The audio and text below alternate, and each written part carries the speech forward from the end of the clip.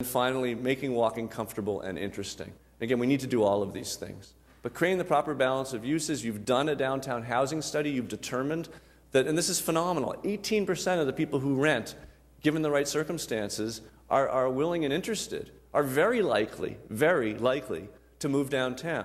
So we need to find a way to provide attainable housing for those people. And this is very interesting that Auto Alley and the Arts District are also strong, but Bricktown, if you look at the red, which is the first choice, Bricktown is the overwhelming first choice of people who want to live downtown, where they want to live. And that dovetails perfectly with other recommendations I'm making for you about Bricktown, which is that Bricktown has a bunch of missing teeth, big ones, that need filling in. So if we were to focus on specifically bring housing to Bricktown, we'd come a long way towards improving your mix of uses in your city and also towards improving your walkability. You know, you've got a great start on Auto Alley, in Maywood Park, not far from where we are, a number of great examples of new housing in your downtown, but we need to put more effort into that. So that's the entirety of part one. Part two, making walking safe. This is the biggest thing. The number of lanes was the greatest shocker that I had coming here. We know we have many lanes, many streets which are 4 lanes, 5 lanes, many of them in the same direction. And this, and I know you can't really see it very well from here, this is what blew me away. This is the traffic counts map. And what you see on the streets are a rare street with a traffic count more than 10,000. Most of the streets have 3,000, 4,000, 5,000 cars per day. Now, I'm not a traffic engineer, and you have to take it from where it's coming, but I've learned quite a bit about traffic engineering, and I know that 2 lanes can easily handle 10,000 cars per day, and that's without left-hand turn lanes. And that's just when you plan new communities, that's a fact that we all work with. And so here you have, it's really a 5-lane road that's handling less than 10,000 cars per day, and a 4-lane road, Walker, handling less than 10,000 cars per day. 4th Street, 4 lanes. I talk to people who live on 4th Street over in the Deep Deuce. They're like, can't we have parallel parking in front of our house? No, Public Works won't let us have parallel parking in front of our house. Well, it's handling 4,000 cars per day. That's a quarter of what would demand 4 lanes. So or at least no more than a half. So you have all these, so my goal is not to make it any harder, well, maybe a tiny bit harder to move through downtown. I want you to be able to drive through downtown luxuriously, comfortably, not speedily, but easily. But my main argument that I'm making to you, and if you pick nothing else up from this discussion today, is that your street network is sized for volumes that you don't have and that you're not going to have.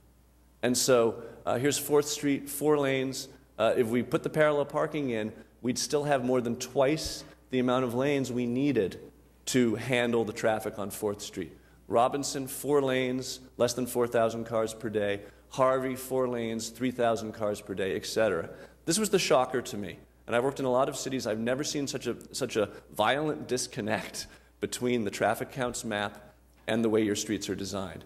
Now, you've got a downtown streetscape master plan that's really excellent.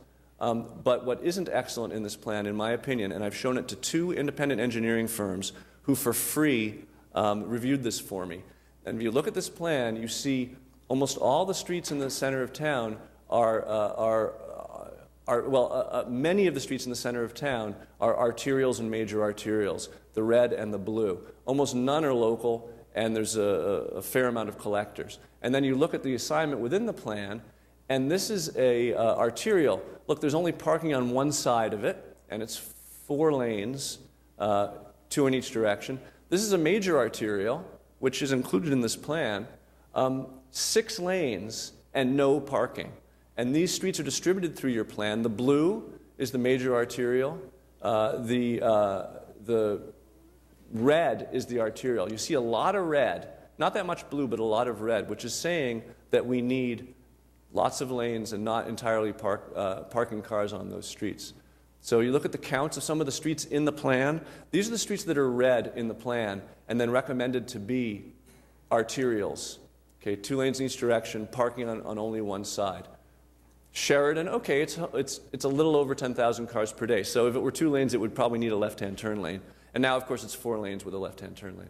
Hudson, 8,000. Robinson, 5,000. Fourth, 5,000. Sixth, 4,000. So what I'm really worried about with this plan is that you are going to cast in stone, as you spend hundreds of millions of dollars, much of which is funded, hundreds of millions of dollars rebuilding and recreating your streets, that you're going to be casting in stone this gold-plated, high-speed road system that's much bigger than it needs to be and doesn't allow for an adequate amount of parallel parking because of the number of lanes that it's trying to push through.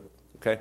You also have the Oklahoma City streetscape improvements, which are being undertaken by the Office of James Burnett, sponsored because of the Devon Tower, which you see in the center of this drawing.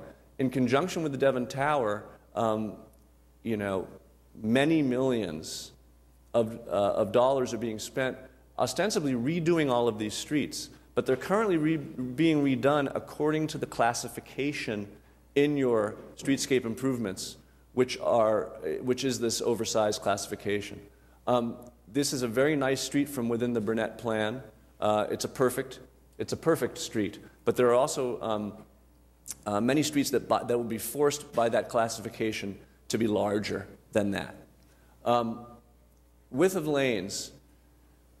The recommended best practice of the Institute of Traffic Engineers is that, and it's towards the bottom of this graph, lane width, third section, fourth line, 10 to 11 foot lane widths are recommended as the best practice by the Institute of Traffic Engineer for major thoroughfares within cities. We'll accept that all of your thoroughfares are major thoroughfares. We'll accept 10 to 11 foot lanes, but you've got 11 to 12 foot lanes in your current recommendation, as you can see, and you currently have a lot of lanes that are much wider than that. As I said, potentially 14-foot lanes here outside on Hudson Street. So looking at the width of your lanes is something you need to also focus on.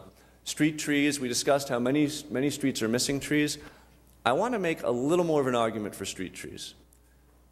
We understand they're important for pedestrian safety. We all know that they're great for pedestrian comfort.